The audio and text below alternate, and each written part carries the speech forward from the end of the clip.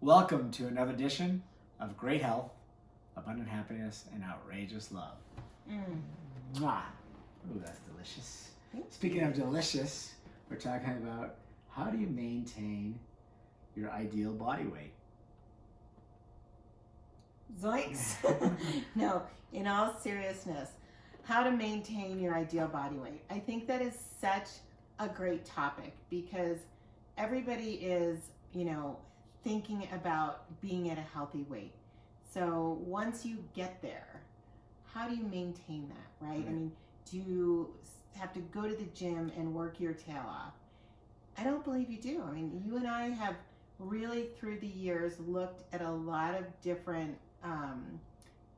things that have happened, in our own lives and watched other people. And I think the big epiphany for both of us was when we went 100% vegan, Right. plant-based. And I want to differentiate because Oreos and pasta and bread are vegan, but they really are not valuable in any sense of the nutritional world. It's really something, it's a treat. And I'm not saying there's anything wrong with that, but that can't be the main staple, and that's certainly not going to maintain a weight if that's what you're surviving on. So if you are surviving on a whole food, plant-based, vegan curriculum, you are not going to gain weight. Yeah, and that's a small part of what we want to talk about, really. Kind of jump right to it, jump ahead. I jumped ahead. Because we want to talk about circadian rhythms. Right. That's our newest piece. I guess that's why we wanted to highlight that. Karen gets so excited. She just goes right into the... I do. She dives in deep. I usually have some notes, and she usually goes all the way down to the bottom. Right. Well, and the circadian rhythm is at the top, which is, physical, mental, and behavioral changes that follow a daily cycle. So like sleeping at night and being awake during the day.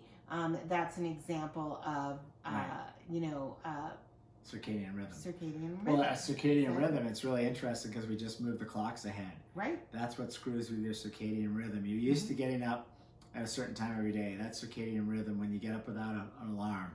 Like, I automatically wake up like at 5 o'clock or thereabouts. Right. Every single day without an alarm clock, that's circadian rhythm, right? Your body's on track. So the one thing we just learned that we want to talk about was fasting. And we watched this whole documentary on fasting. I don't want to go too deep into it because it was a little confusing. But the one part we plucked out of it and we want to share with you guys and that we've been utilizing, it's only a takeoff from what we've been trying to do for the last 20 years. And that's fasting every day. They call it breakfast for a reason, break fast. You're breaking your fast. You obviously don't eat during the night. Or at least I've read stories about people that get up in the middle of the night. I actually went to high school with a girl who would wake up in the middle of the night. Sherry, you know who you are. Thin as a rail. But she would wake up in the middle of the night. She didn't ever remember. And she would go into the kitchen and chow down. Well, it happened. Her family would catch her. Yeah, it happened on Step Brothers too. It's one of my favorite movies. They would get up in the middle of the night and go raid the kitchen. Watch that one if you haven't seen it. You'll crack up. Just Google Step Brothers sleepwalking. You'll crack up. But anyway, the point is, we've been trying to not eat after 7, Karen and I, for a long time. Right. That's been our thing. Because it's easy to snack. You're watching a show at night. You pull out some popcorn or whatever, like a chocolate bar with my wine or whatever it is. But we try not to eat after 7. But this fasting video really helped me look at it because there's a lot of science around what your body does through this fasting period in the middle of the night. So obviously you're digesting the food from the day and you go in, your body goes into manufacturing everything that you need to kick off the day. You don't need to go really eat a lot because you're ready to rock and roll right out of the gates, supposedly, from this, and I believe that's the case. So what we're trying to do now, and it's worked out really well for us, which we're trying to eat early and certainly not eat after 7, and then last at least 12 hours without eating food. So, for instance, if you eat at 5, you're done at 6, you wake up at 6 a.m., That's 12 hours. It's pretty easy to do. Right. But I think you're going to try to extend it a little bit more. Just, I guess, we're experimenting. But Right. it should be at least 12 hours. We are. And we've noticed a lot of things happening. So first of all, whenever you finish eating, it takes approximately 3 hours for your body to digest that meal. So if you finish at 7, and you're going to bed at 9, you're all set. So, if you finish at 8, then you would want to wait until 10. But then on the other side of it, in the morning, originally we started with a 12-hour fast, and this is called intermittent fasting. You've heard about it. It's sort of the new buzzword, this intermittent fasting, which is really not a new buzzword. Breakfast, Right. break fast has been around forever, right? Right. But the theory of that is... Like Omega. The theory of that is, do we really need to wake up and have this bountiful breakfast to get going? And according to this documentary, the answer was no. And there were actually some interesting studies on people coming in to learn something, and they actually preferred that they didn't eat first because they were more tired after they Sure, ate. yeah. Which is interesting because you think that the food gives you energy, but the food gives your body energy for movement, not to get up and sit. So Jeffrey and I are experimenting now where we're stopping by 7 at the latest, and we're trying to go 18 hours until we eat something else. And the first thing that we have the next morning is our vegan Right. protein drinks. Yeah, and 18 hours, I think that's a little stretch for me. I mean, we're on, we experiment differently, but I mean, I think if Right. you're going to 18 hours, because you wake up hungry. I don't. well, and just to, well, I'm not really hungry. It's actually psychological. I feel like, I need to fuel the body, but as I'm listening to you, it's like eat a big breakfast for your energy. You don't eat food and get energy. Your body has to process it to get the energy. So that's why you get tired after a big meal, because your body goes to work at processing it. But I'm just thinking, I'm just doing the math to share with everybody here so that we can kind of share the results. If I'm done eating at 6, I get up at 5, I'm probably going to have my drink around 9, I'm just saying. So that is what? 18 hours. 6 to 6 is 12 hours plus 3? 15 hours. 15 hours, Yeah. yeah. So 15 hours for me, maybe 18 hours for Yeah. you.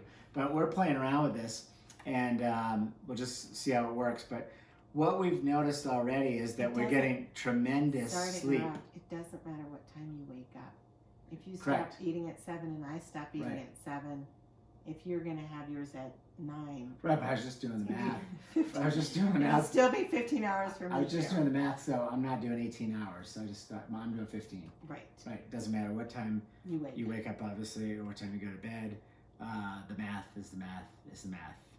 But, so at the end of the day, you got me off track. We're talking about sleep. Now that we're doing this and we're not eating, if we're not chewing as we hit the pillow, as we've done many times in our life, I'm sure others out there have done the same. You're eating a snack just before you go to bed. You're eating that last piece of pizza as you're putting your head down, you're still chewing. Bad plan, right? It's not a good idea. You don't sleep well. I mean, just indigestion. You can imagine it trying to go through your body when you're supposed to be sitting up like this and you're lying down, the food has to go through. Exactly. Your body's just working too hard to digest. So what we've noticed since we've implemented this no eating after 7 is that our sleep patterns are amazing. We're actually watching the whole, circadian rhythm take place, where we're getting tired when we're supposed to, when it starts to get dark. And then all of a sudden we're getting tired instead of eating later and sometimes having dinner and then having a snack and then, 9, 10 o'clock and we're not tired, right? And that's because you're not letting your body get into that rhythm. So stop eating after 7 and follow your sleep patterns and see. Your sleep should become really, really incredible. Right. And in our natural sleep, it reminds me, as I was telling the girls, it's like birds. What happens when you look outside, it's dark. Do you see birds flying around? No. Well, you can't see them because it's dark. Well, no, you can go out there with night vision. You won't see birds flying around unless they're owls. But the birds, where do they go? They go to their roosts. Mm-hmm. That's where they sleep. They go to their roosts. So they go to roost at night. And guess what? First thing in the morning, as the sun's coming up, no one else is up. What's out there chirping away? The birds. Mm-hmm. We wake up with the birds. Yeah. The early bird catches the worm. Those are the kind of things that we're trying to instill into ourselves and everybody else out there. We're trying to be the first one out there to go get the prize. I think be the first one. We're out there. Out there was the operative word. We're a little out there right now. So the circadian rhythm, take that break. Now you can talk about plant-based eating. I mean, obviously I'm trying to eat lesser portions, and I think that also helps because our bodies have to work to take down whatever we eat. I mean, if you kind of look at, I'm speaking about us in the U.S., for instance, we're probably the worst. Look at the volumes that people eat. Just go look at the portions you go out to dinner at most places. It's twice as much as you need. Well, I think, and my years are going to be a little bit off, but I think back in the 40s, we had a 7-inch plate, and then we went to a 9-inch plate, and now the standard plate might be a 10 or 12-inch plate. I'm not really sure on those exact numbers, but I do know that our standard plate has increased, and the amount of food that we eat has increased. It's crazy. I think some people even eat off hubcaps now. Yeah, I'm pretty sure that they do. Troughs, I think people are eating out. But anyway, Jeffrey is always working on decreasing his portions. He does talk about that often. And as plant-based eaters, as vegan eaters, the food digests much quicker. Yes. So you do feel the need to eat a little bit more, and I think that is A-okay. I think eating, loads of plant-based items and loads of green leafy vegetables, whether you like them cooked or whether you like them raw, and loads of blueberries and strawberries, and I really don't think you need to look at portion size like people that put themselves on a diet, where they're trying to restrict caloric intake. One thing that, we never ever look at are calories in anything. Oh no, you don't have to if you're eating plant-based. You never have to count calories. Right. Never. And if we buy something that's not a whole food, like a, fruit or vegetable, if we buy anything packaged, you absolutely will see us reading the back of it, but never for the calories. We are reading the ingredients. And, if there are ingredients in there that don't resemble food items, we don't buy it. Yeah, typically you don't want to see more than 3 or 4 ingredients in anything you buy. Mm-hmm. One is best, obviously whole food, plant-based, that's one. And then as you look at things that are made or manufactured or processed is a bad word, but anything that's processed, that's in a jar or handed to you, if you want to buy a jar of jelly, it should have just that fruit in it. Exactly. And maybe, I know you hate this, but maybe it's organic cane sugar or something that's in there. But you really don't want sugar added in any of that stuff. Right. Well, and here's my beef with sugar is that you don't know the source, and sometimes the processing of sugar cane is not in line with the vegan eating. Right. So again, you're taking a little bit of a risk there, and we should all really opt to move away from cane sugar anyway. It is very unhealthy, and that is not part of the program that I'm talking about as far as maintaining your ideal weight. And I guess, as you're saying that cane sugar, it's like that's the lesser of all the evils, all the high fructose corn syrup. And just if you start reading labels, you'll find out that everything out there, like up and down the shelves of a normal grocery store, is loaded with high fructose corn syrup or some derivative thereof. So it's like, when I say organic cane sugar, I'll make the exception once in a while, buy something that way. I'm a little looser than Karen is, But at the end of it, you don't need any sugars added to anything. Let's just say that, put that on the table. But just read the labels, like high fructose corn syrup and everything from yogurts to spaghetti sauce to ketchup. It's just like crazy. You don't need sugar in any of that stuff. Well, you don't need yogurt either. Yeah, no, that's right. Well, unless you have, like, we have those beautiful vegan yogurts made from coconut milk that were at the sales kickoff. Those were great. That was incredible. Yeah. Now, that was a treat. That's a processed food that you wouldn't eat every day. That's like a dessert. I wish I could remember the name of the company that made those. It's a vegan yogurt made with coconut milk. You can drop it in the description because they were really good.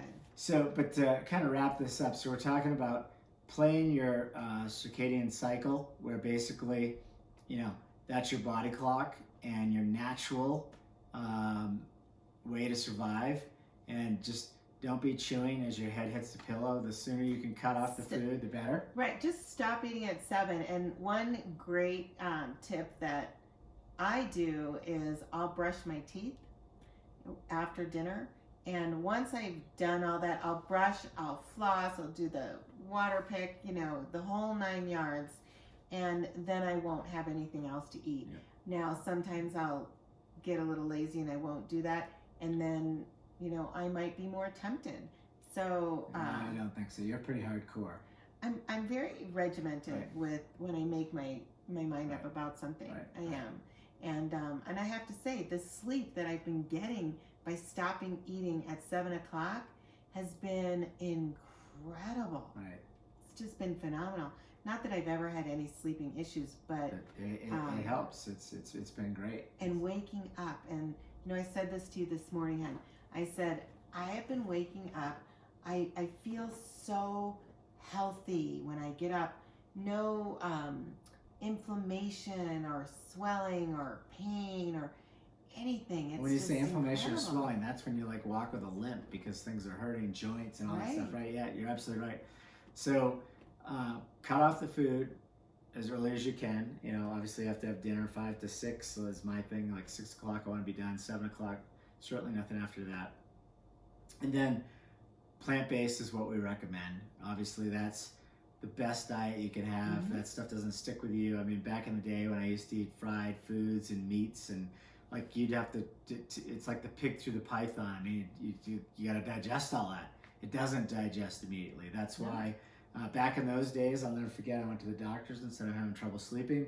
She said, hey, do you ever eat like a real heavy meal late at night? Do you have alcohol? Do you have coffee or desserts? I said, you know, what about all the above?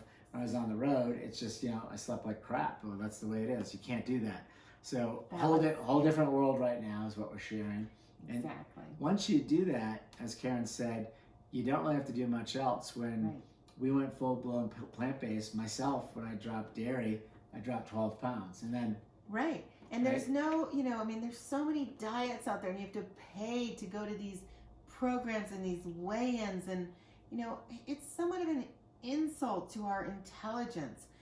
Food is meant to give our body nutrients, and we have choices.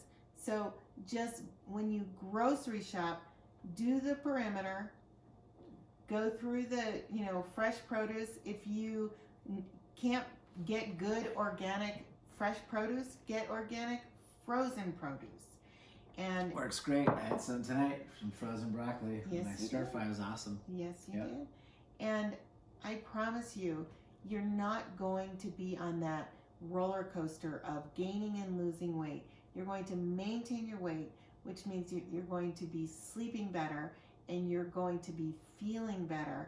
And you don't have to worry in your closet, oh, which clothes should I wear today? My fat clothes or my skinny clothes? Where am I?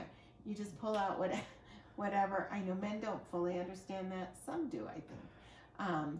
But it is just such a free feeling to go through this process. And again, if you're confused about eating clean and eating plant-based vegan, don't buy anything prepackaged and just stick with fresh whole foods until you've got it all figured out. And if you have any questions about any of this stuff, just go ahead and comment down below. Ask the questions. If you have the question, 10 other people have the same question. So we're happy to reply back. We're very active out here, and we want to have the interaction with you guys. So let us know if you have any questions, any thoughts, anything you don't agree with, any other ideas or other angles. We're happy to discuss those out in the open here with everybody. I think that's it. I think it's a great wrap. Wishing you great health, abundant happiness, and outrageous love from the nest at Copper Mountain. If you could go ahead and click off up here, we'd love to have you on board. Hit the little bell so you can see all these great videos we're putting out there every day. Thanks, guys.